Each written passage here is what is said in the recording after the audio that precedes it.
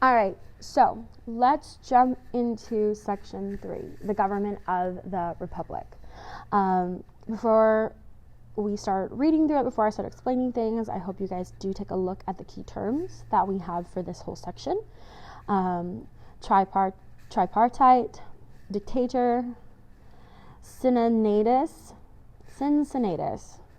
there you go, Veto, Constitution, and checks and balances. As we go through this, I'll make sure that I highlight what those words are going to be and their definition. All right, so we are going to jump right into a tripartite government. Tripartite literally will translate to, or will mean three-part. And so a tripartite government means a three-part government. Now, within the Republic, this three-part government consisted of the magistrates, the Senate, and the Assembly. Now, each of those parts of government represented the previous governments that we've talked about. So we had monarchy, oligarchy, and democracy. We don't really talk about tyranny here. We will hear about tyranny at a later point within government, within Rome, but for right now, monarchy, oligarchy, and democracy. So let's jump into that. The magistrates are our first set of government, and they are going to be representing the monarchy. Now, the magistrates consist of 2 consuls who were elected for 1-year terms. They led the government and the army. They were judges, they were high priests. They had all of that ruling power, and they occupied that ruling position that was generally held by a king. But they each had the power to block each other. Again, like an oligarchy, the power was shared, and so they had the ability to kind of check each other. So if one consul didn't like what the other consul was doing, or one consul made a decision that the other consul didn't believe in, they were able to block each other's decisions. So either that could mean that a lot of things could get done because people worked well together, or it could mean that nothing got done. Now, if the consuls at any point leave off to war, they would set up and appoint someone to serve in their place, and that person is given the status of a dictator. Now, a dictator is going to be a ruler who has unlimited power. Now, it comes from the Latin term to say, because the dictator's words were considered law. Okay, so usually these dictators were appointed for about 6-month periods, but they could serve for less time. In your book, it talks about, let me try to make sure that I say his name correctly, Cincinnatus, who serves as a dictator for 16 days in total, because he raises up an army, he goes and defeats the enemy, and he hands the power back to the consuls. So that is going to be our monarchy representation. The magistrates sometimes still needed to be kept in check. This whole tripartite government was made so that no government official or no section of the government had more power than it should. They wanted to make sure that each of these, that the government was working for the people, truly for the people, and so it needed to be represented in many different ways, right? Because we could have 2 consuls who were totally just they work really well together, but they work really well together to push their own agenda and to help their families and no one else. So we need a group of people to check them. So that's where our other branches come in. The Senate represented a true oligarchy. It consisted of its original original Roman Senate had about 300 members who served for their entire lives. The Senate, though, was controlled consisted of mostly people from the patricians, or probably all from the patricians or wealthy families. But over time, wealthy plebeians were also allowed to join. But in the beginning, it was just wealthy patricians who were able to be a part of the Senate. Now, the Senate had the power to control the state finances, and they also passed laws.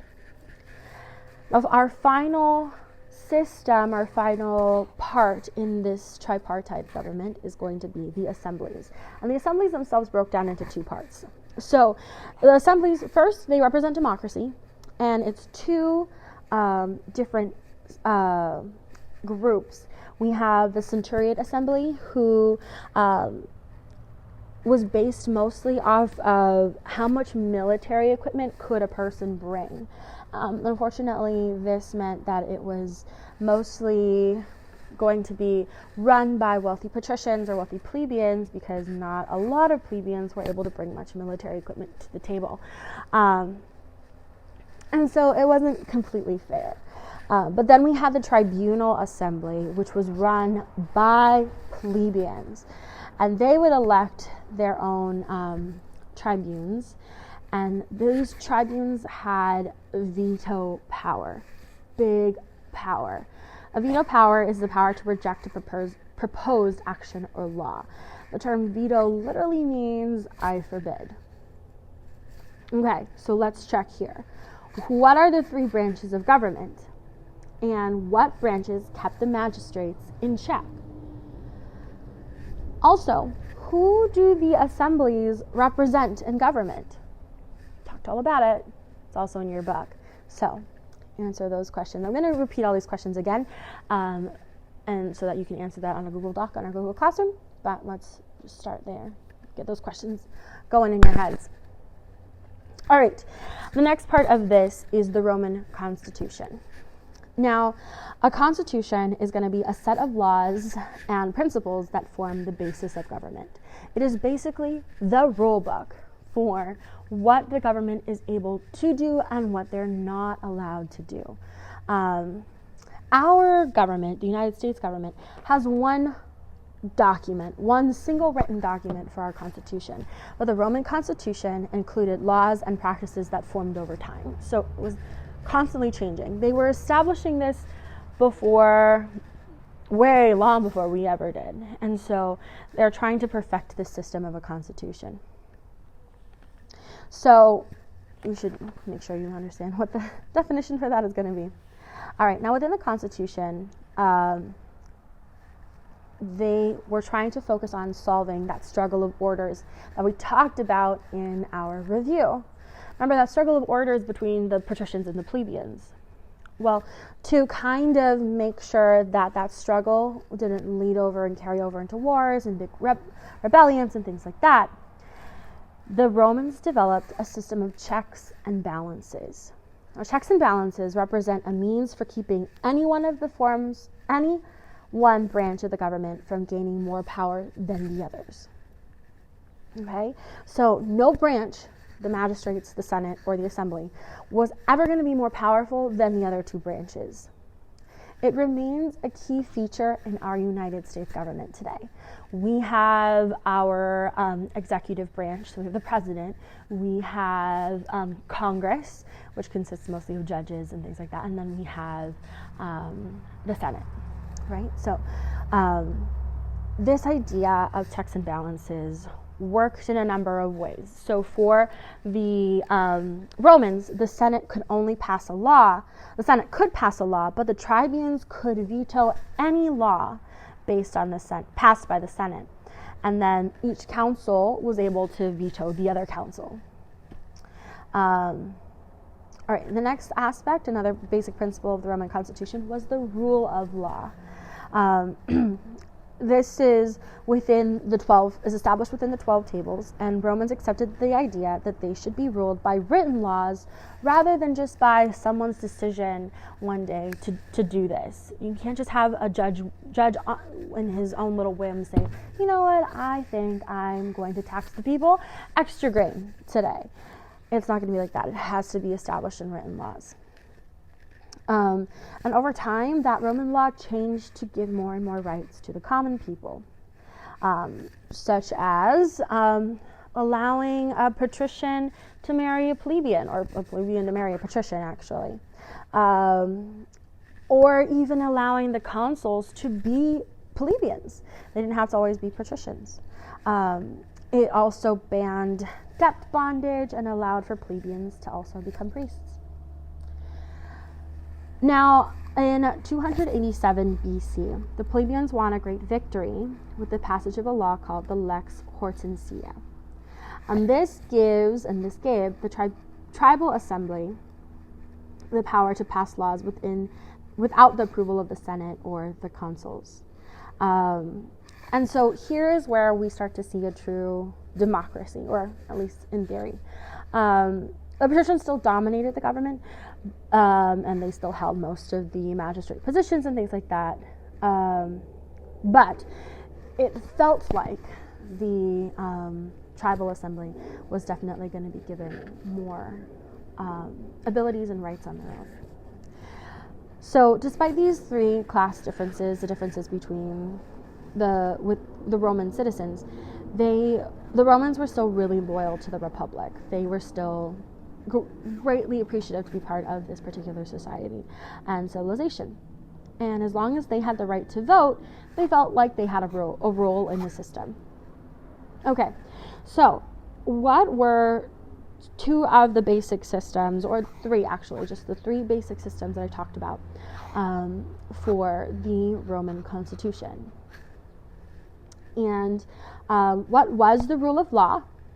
Why was the rule of law important? And yes, I think that covers all of the questions that I have there. So let me go back, review those questions with you guys, and have you answer those. Okay, so first big question. What were the forms of government in Rome? And what branches kept the magistrates in check? What were the branches of the Roman government? And who did the assemblies represent in government? What is a constitution? What type of constitution did the Roman Republic have? What was the rule of law? Why was the rule of law important? And what were the principles of the Roman Constitution? All right, kiddos. So those questions need to be answered on a Google Doc and then submitted via our Google Classroom.